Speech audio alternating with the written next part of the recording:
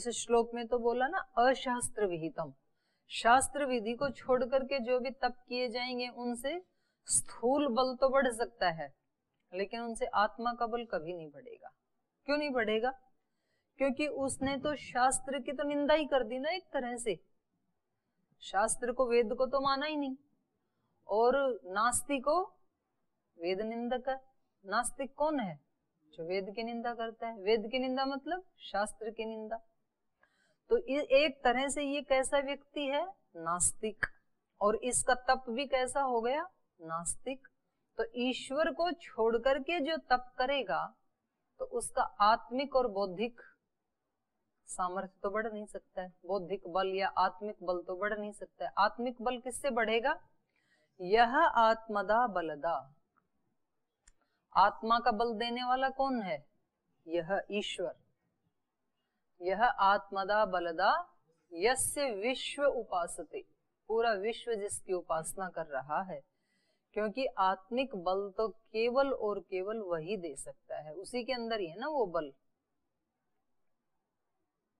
और उसको ये मान नहीं रहे हैं नास्तिक, क्योंकि शास्त्र विधि को तो तिलांजलि दे दी। हम नहीं मानते वेद को, हम नहीं मानते दर्शन उपनिषद ऋषियों को, हम तो हमारी इच्छा होगी वैसे करेंगे। तो तप तो कर रहे हैं, लेकिन वो ईश्वर को न मान करके कर रहे हैं, इसलिए उनका कौन सा बल बढ़ेगा? उनका स्थूल बल बढ़ सकता है। उसको देख करके कुछ लोग उनको तपस्वी कहने लगे, कुछ उनका सामाजिक बल बढ़ जाए, कुछ मतलब सब तो जो सात्विक, जो ईश्वर के उपासक हैं या जो वेद को मानने वाले हैं वो तो नहीं बनेंगे उनके भक्त। उनके भक्त भी वही लोग बनेंगे जो स्वयं नास्तिक हैं। तो इसलिए उनका उस तरह का बल तो बढ़ जाता है, लेकिन आत्मिक बल नहीं बढ़ेगा। तो इसलिए कहा दंभ अहंकार संयुक्ता काम राग बलान्विता। कामनाओं से युक्त होकर के, राग से, आसक्ति से युक्त होकर के और स्थूल बल से युक्त होकर के वो इस तरह के तप तपते हैं। क्योंकि एक पैर पे खड़े होने के लिए पैर भी तो मजबूत चाहिए।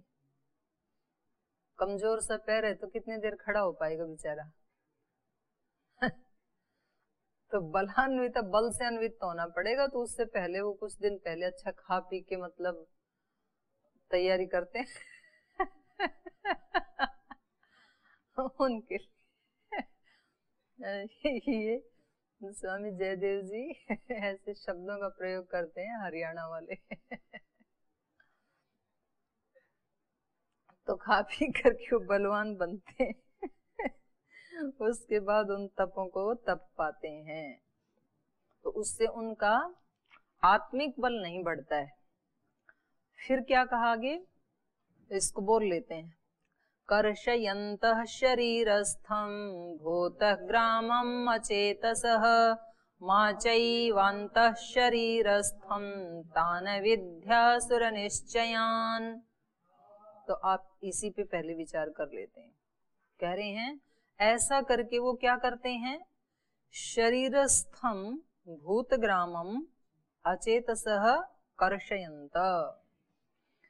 वो भूतग्रामम, क्योंकि वो वेदाज्ञा को तो मानते नहीं है, वेदाज्ञा के तो विरुद्ध होते हैं, तो उनके विपरीत कर्म ही करते हैं। तो नास्तिक होने से वो भगवान को तो खुश करते नहीं है, बल्कि वो भगवान को तो क्या कर देते हैं? कृश कर देते हैं। कर्षयन्त शरीरस्थम, शरीर में जो स्थित है, शरीर में स्थित कौन है? आत्मा और परमात्मा दो ही है ना। तो शरीरस्थम कर्षयन्त, शरीर में जो स्थित है उसको कृश करते हुए। तो ऐसे ऐसे घोर तप करने से आत्मा भी बलवान नहीं होता है और ब्रह्म भी बलवान नहीं होता है। ब्रह्म का क्या कमजोर और बलवान होगा भाई, और आत्मा का क्या कमजोर और बलवान होगा? क्योंकि वो तो अपरिणामी है, वो तो चेतन है।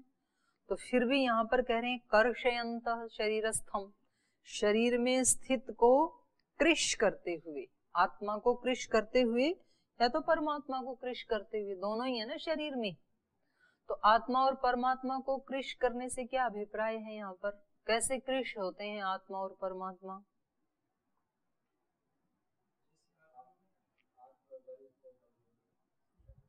हम जब आत्मा का बल क्या कमजोर होगा? आत्मा तो अपरिणामी है और ईश्वर भी अपरिणामी है, ना उसमें कुछ जोड़ा जा सकता, ना उसमें से कुछ घटाया जा सकता। कर्षयन्तः से शायद ये ले रहे हैं कि जैसे हम कभी भी कर्षयन्ते का मतलब है कृष करते हुए। हम कभी कोई गलत काम करते हैं तो हमारे अंदर से एक विचार उठता है, भाव उठता है कि नहीं ये गलत है, नहीं करना चाहिए। फिर भी हम उस भाव को दबा करके जब कर देते हैं तो वो ये भाव ले रहे हैं यहाँ पे कि वो अपने आत्मा की आवाज को नहीं सुनते हैं। वो तो है ही, वो तो है ही। आत्मा की आवाज नहीं सुन रहे हैं या वेद आज्ञा का पालन नहीं कर रहे हैं, वो तो स्पष्ट ही है, पीछे कह दिए ना, शास्त्र विधिम अशास्त्र विधिम। अशास्त्र विधि का मतलब ये है कि वो वेद आज्ञा को नहीं सुन रहे हैं, स्पष्ट ही है। तो वेद आज्ञा कहें, ईश्वर आज्ञा कहें, तो उसकी तो अवहेलना कर ही रहे हैं। पर ईश्वर की अवहेलना करने से ईश्वर कृष कैसे होगा, ये मेरा प्रश्न है। आत्मा की आवाज की अवहेलना करने से आत्मा कृष कैसे होगा? आत्मा तो अपरिणामी है, तो यहाँ कृष करने का क्या अभिप्राय है? आप जब रोजाना अग्निहोत्र करते हैं तो वो अग्नि उसमें डाल करके उद्बुद्धस्व अग्ने प्रतिजागृहि, तुम इष्टापूर्ते, तुम इष्टियों की आपूर्ति करने वाली हो, तुम इष्टापूर्ते संसृजेथाम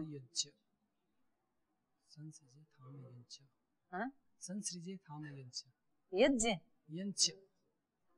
संसृजेथाम माने यहाँ स्थित हो जाओ, अयंच संसृजेथामयंच, और अस्मिन् सधस्थे, अस्मिन् सधस्थे, ये जो स्थान है यज्ञ वेदी, इसके चारों तरफ अस्मिन् सधस्थे अध्युत्तरस्मिन्, और इसके उत्तर में भी और इसके चारों तरफ भी विश्वे देवा, सभी देव बैठे, और यजमानश्च, और यजमान भी सीधता बैठ जाएं।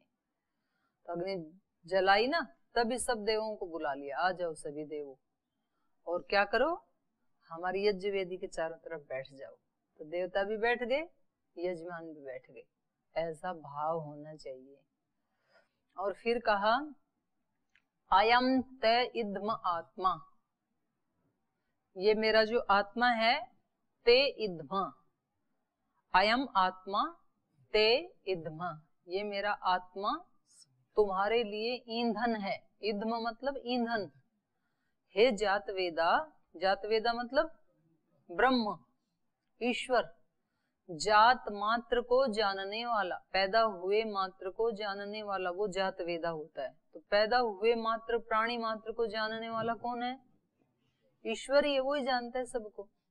तो हे जात वेदः ते अयम आत्मा इद्म, ये मेरा अपना अस्तित्व ही मैं तुझ ब्रह्म के लिए ईंधन बना रहा हूं, और उस ईंधन से तू एधस्व वर्धस्व, एध वृद्धौ, एधस्व माने बढ़, और वर्धस्व माने बढ़, दोनों ही।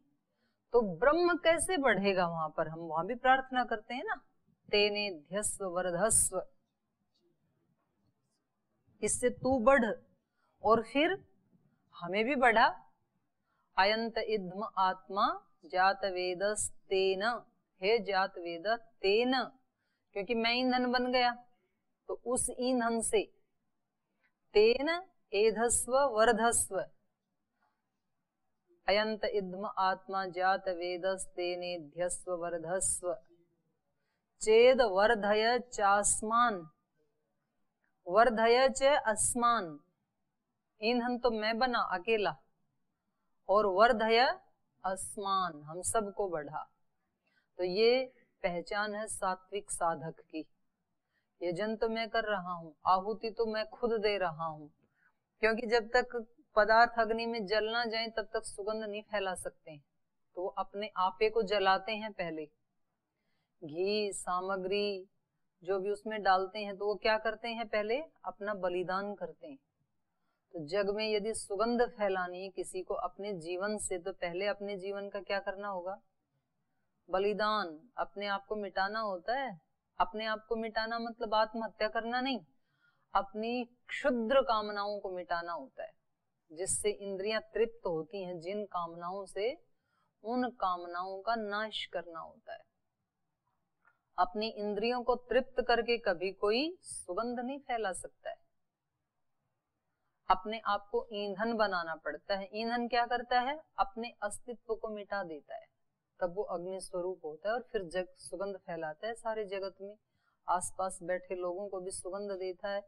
यज्ञ वेदी के चारों तरफ बैठे जो देवता हैं उनको भी सुगंध देते हैं। वो अग्नि में जो जलें पदार्थ अपना आपा जलाएं, वही पदार्थ खुद जलकर जग में सुगंध फैलाएं, तब सुगंध फैलती है अपने आप को जब जलाया जाता है।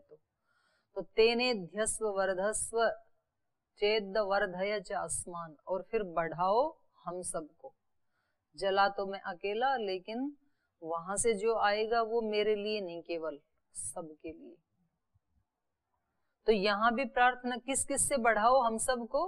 प्रजया पशुभिः ब्रह्मवर्चसेन अन्न अन्नाद्येन, 5 चीजों से बढ़ाया। प्रजया सबसे पहले, प्रजया मतलब समूह, प्रजाएं। क्योंकि अकेला व्यक्ति कभी कभी आलस से प्रमाद कर सकता है, पर समूह में कोई काम करेगा ना तो वो फिर शर्मा शर्मी वो काम हो ही जाते हैं। क्योंकि समूह में व्यक्ति जो है वो अपने को हीन नहीं देखना चाहता है।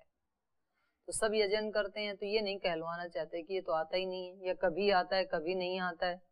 तो व्यक्ति इसको बनाने के लिए वो ठीक टाइम पे रोज जाता है। तो कम से कम इसी बहाने औरों के सामने समूह में सामूहिक रूप से व्यक्ति अपराधों से बच जाता है। तो इसलिए सबसे पहली प्रार्थना किसकी की? प्रजया, समूह में, अच्छे लोगों का समूह, एक जैसे जिनके उद्देश्य हैं उन लोगों के बीच में रहूं। जैसा मेरा उद्देश्य है वैसे ही उद्देश्य वाले दूसरे लोगों के बीच में रहूं। मेरा उद्देश्य है मैं योग करूं, योगी बनूं, तो योग करने वालों के बीच में रहे। तो कक्षा में जब जाते हैं तो उनका योग छूटता नहीं है, घर में रहते हैं तो कभी कभी योग छूट जाता है। सामूहिक यज्ञ करते हैं तो यज्ञ छूटता नहीं है। अकेला व्यक्ति यज्ञ करेगा तो कभी कभी छूट जाएगा, या कभी कभी छोटा बड़ा हो जाएगा, आगे पीछे हो जाएगा। अकेला व्यक्ति करता है तो कभी 7 बजे करता है तो कभी 10 बजे करता है, तो कभी 10 बजे वाला भी शाम को करता है। अनियमितता आती है, फिर कुछ दिन अनियमितता आती है, फिर कभी छोड़ ही देता है, ऐसे होता है। तो सबसे पहले जो मेरा उद्देश्य है, मेरे उद्देश्य जैसे लोग मेरे आसपास रहें। प्रजया, यदि मेरा उद्देश्य धन कमाना है तो मैं किन लोगों के बीच में रहूं? धनवान लोगों के बीच में, जिन्होंने धन कमाया है। अगर मेरा उद्देश्य धन कमाना है और मैं अकेला रहूं या ऐसे धनहीन लोगों के बीच में रहूं, तो थोड़े दिन में मैं भी कैसा हो जाऊंगा? उनके जैसा ही हो जाऊंगा। अगर मेरा उद्देश्य बल बढ़ाना है तो मुझे किन के बीच में रहना चाहिए?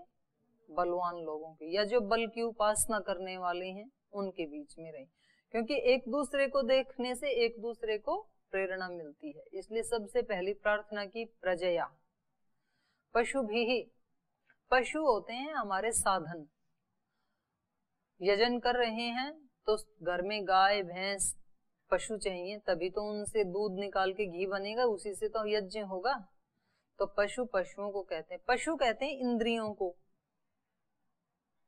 हमारी इंद्रियां भी हमें धर्म आचरण करने में साधन बनते हैं। तो साधन के बिना साधना नहीं होती है। इसलिए प्रजया, उस तरह के लोग तो हैं मेरे आसपास, पर मेरे पास भी तो साधन होने चाहिए। तो प्रजया पशु भी और ब्रह्म वर्चसेन, वो कैसे हो? ब्रह्म वर्चस से युक्त हो। मेरे अंदर तेज तो हो, लेकिन तेज कैसा हो? ब्रह्म तेज हो। तेज कई प्रकार का होता है। डराने का तेज होता है, जो सबको डरा के रखे। तो जो आतंकवादी, माओवादी सबको भयभीत करके रखते हैं ना, तो वो भी तेज है एक। लेकिन वो तेज कैसा है? निकृष्ट कोटि का, उनके प्रति किसी की श्रद्धा नहीं होती है। और एक तेज होता है ब्रह्म ज्ञानी का, ब्रह्मवेत्ता का, तो उसके प्रति सारा संसार श्रद्धान्वित होकर के हाथ जोड़ के मस्तक झुका करके उसकी तरफ जाता है। तो वो ब्रह्म तेज सबसे ज्यादा किसके पास है? मालिक कौन है ब्रह्म तेज का? ब्रह्म। तो उससे ही मांग रहा है कि मेरे पास तेज हो, लेकिन कैसा हो? ब्रह्म तेज। प्रजया पशुभिः ब्रह्म वर्चसेन, और जब ये तीनों चीज हैं तो अन्न अन्नाद्येन। अन्न मतलब सामग्री, उपभोग की सामग्री। इंद्रियां हैं तो इंद्रियों को उनका आहार भी तो देना पड़ेगा। तो अन्न, अन्न आ जाता है। अन्न का मतलब है सब उपभोग की सामग्री भी हो। ऐसा ना हो कि हम केवल आध्यात्मिक शक्ति से तो संपन्न हो और जो लौकिक संपत्ति है उसमें दरिद्र हो। ऐसा नहीं होना चाहिए, अभ्युदय निश्रेष दोनों। तो इसलिए यहाँ कहा अन्न और अन्नाद्येन। अन्न तो है लेकिन अन्न को भोगने की शक्ति नहीं है। अन्नाद्य मतलब भोगने की शक्ति। भोगने की शक्ति मतलब उपभोग करने की बुद्धि। तो केवल धन तो बहुत लोगों के पास है, लेकिन उस धन का सदुपयोग कैसे करें ये बुद्धि सबके पास नहीं है। इसलिए कहा प्रभु सुख समृद्धि संसाधन तो देना, लेकिन उसके साथ साथ उनको सदुपयोग करने का बल भी दे देना।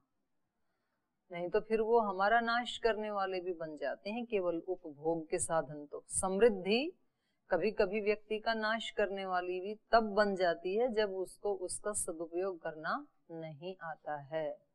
तो लक्ष्मी जी की दो सवारियां है ना, एक तो उल्लू की है और दूसरी किसकी है पता ही नहीं है। ये लक्ष्मी से दूर है अपन तो है। हाँ, कमल की भी है, कमल के फूल पे भी बैठती है ना लक्ष्मी जी। सरस्वती का वो है हंस।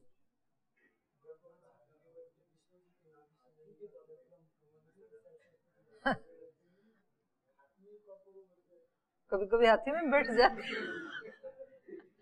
तो हाथी में बैठती है ना, वो अच्छी है।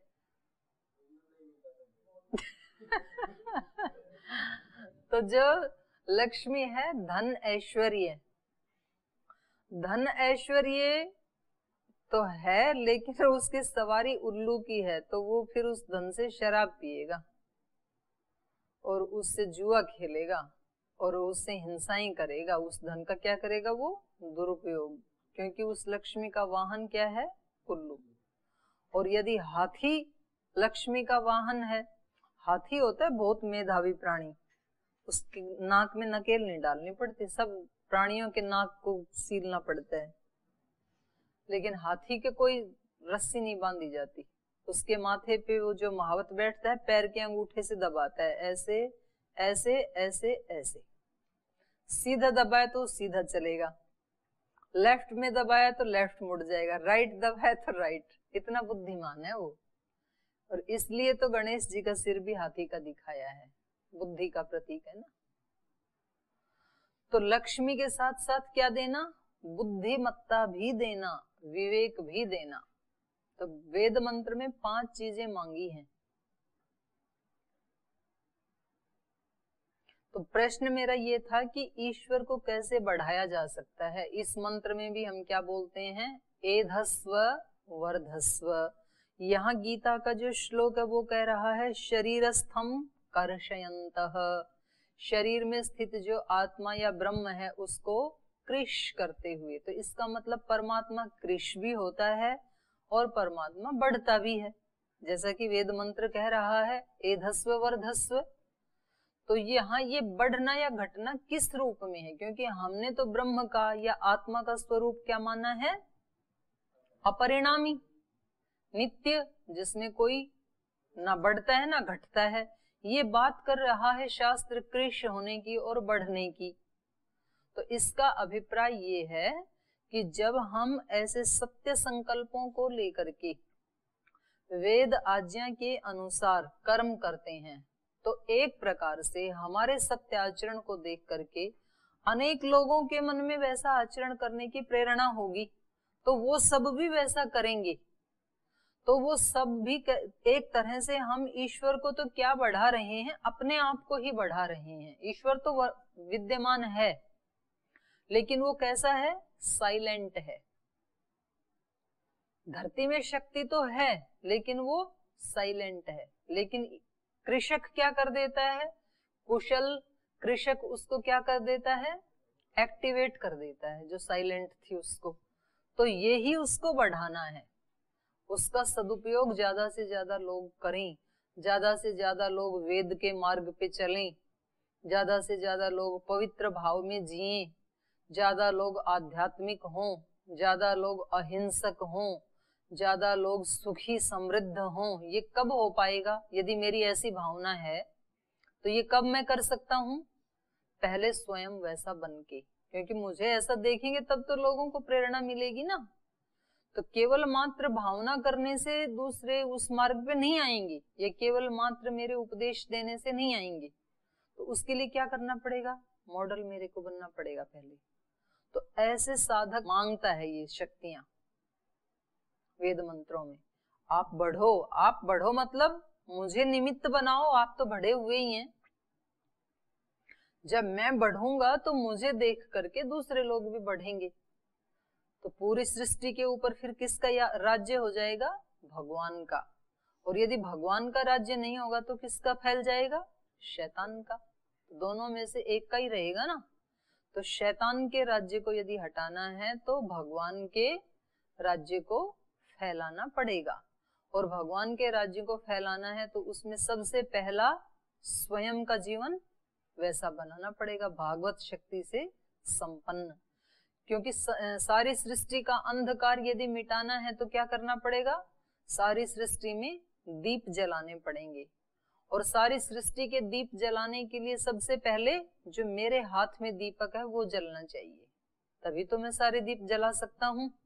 मेरे वाला बुझा हुआ है तो फिर मैं दूसरे से कैसे अपेक्षा कर सकता हूँ इसका जल जाए, उसके भी बुझे हुए हैं। तो यहाँ पर हम कृष कैसे कर देते हैं, सारी वेद आज्ञा को, वेद शास्त्र आदि सबको शरीरस्थम कृष कर्षयंत जो कहा, शरीर में स्थित जो आत्मा है, शरीर में स्थित जो परमात्मा है, उसको हम ऐसे मनमाने ढंग से जब हम कृष करते हैं, मनमाने ढंग से आचरण करते हैं तो वो कमजोर कैसे पड़ जाते हैं फिर, क्योंकि वेद आज्ञा को मानेगा कौन फिर। मेरे को देख करके सब मनमाना ही आचरण करने लगेंगे और वेद विद्या तो लुप्त ही हो जाएगी। तो सारे संसार में क्या फैल जाएगा, मनमाना आचरण।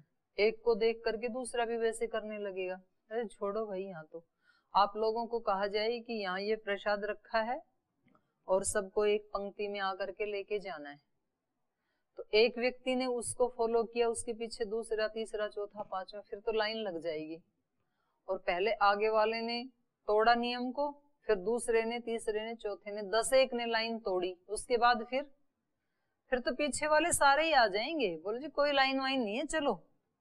बस स्टैंड पे, रेलवे स्टेशन पे, एयरपोर्ट पे एक बार लाइन टूटे तो क्या होता है, फिर तो भगदड़ मच जाएगी।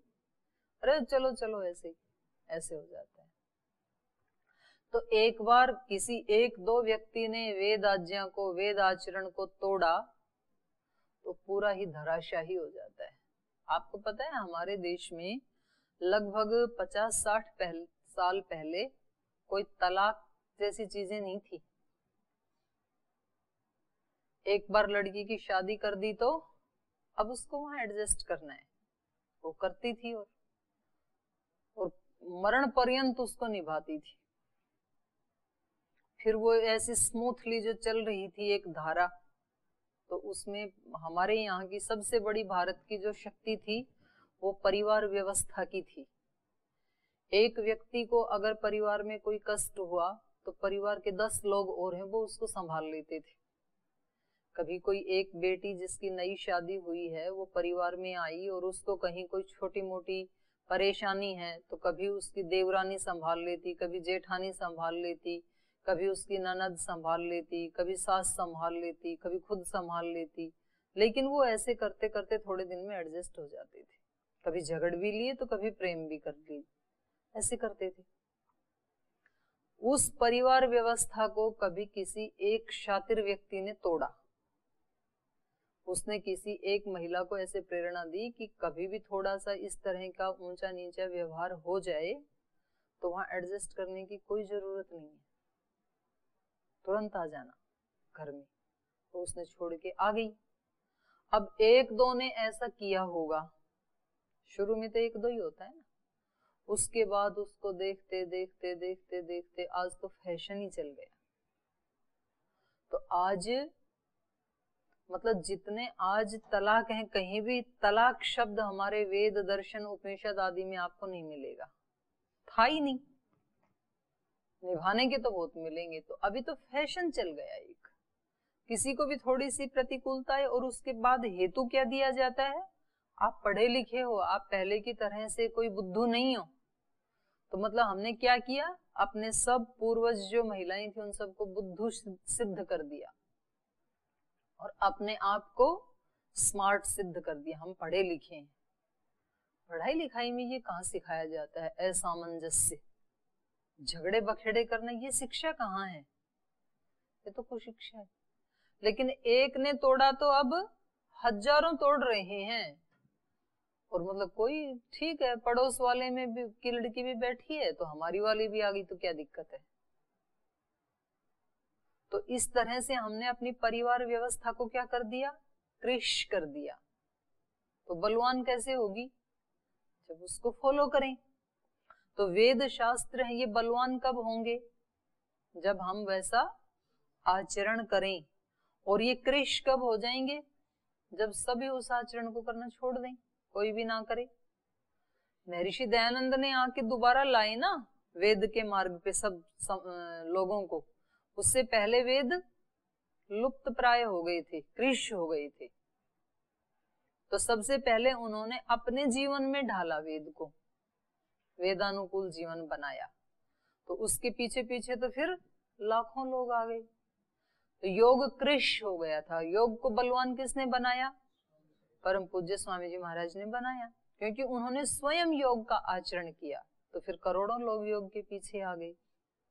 तो ये जो मनमाना आचरण करने वाले हैं, ये शास्त्र को भी कृश करते हैं, आत्मा को भी कृश करते हैं, ब्रह्म को भी कृश करते हैं। ब्रह्म का मतलब ज्ञान भी है। और तो ये इसका बहुत चिंतन करने जैसा ये श्लोक है।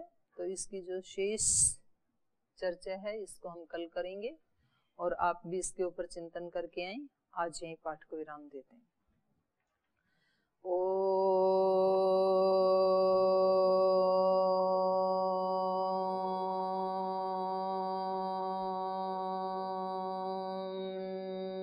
शांति शांति शांति।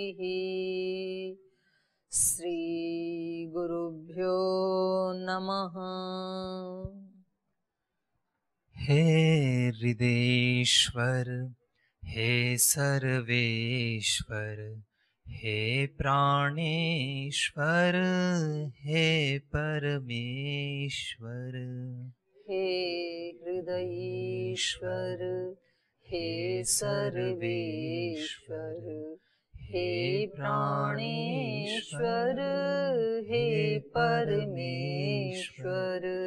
हे समर्थ, हे करुणा सिंधु, हे समर्थ, हे करुणा सिंधु।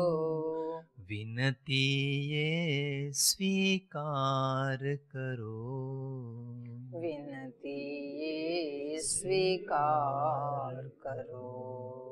भूल दिखा कर उसे मिटा कर, भूल दिखा कर उसे मिटा कर, अपना प्रेम प्रदान करो, अपना प्रेम प्रदान करो।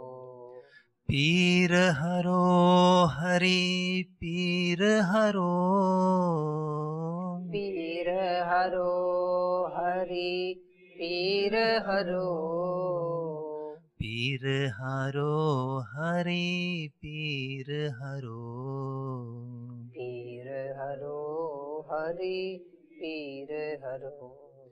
हे हृदीश्वर हे सर्वेश्वर, हे प्राणेश्वर हे परमेश्वर, हे हृदीश्वर हे सर्वेश्वर, हे प्राणेश्वर हे परमेश्वर, हे प्राणेश्वर हे परमेश्वर, हे प्राणेश्वर हे परमेश्वर। ओम श्री गुरुभ्यो